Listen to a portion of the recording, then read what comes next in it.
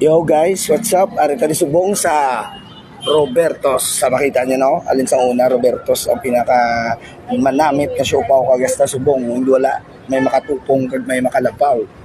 Robertos na part, dire sa may GM Basa Street, Iloilo City.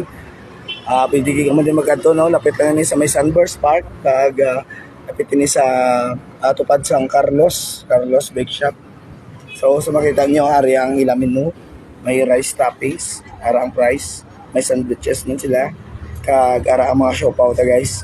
Ang siopaw may pork adobo 60, ay chicken pork adobo 100, kag ham chicken pork 150.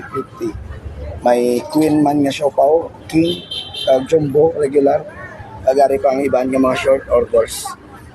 May mo gid magkadto din no sa may JM Basa Street sa liwat Robertos, ara makita niyo mga siopaw mo sa inatawag nga queen siopaw kag may meatballs.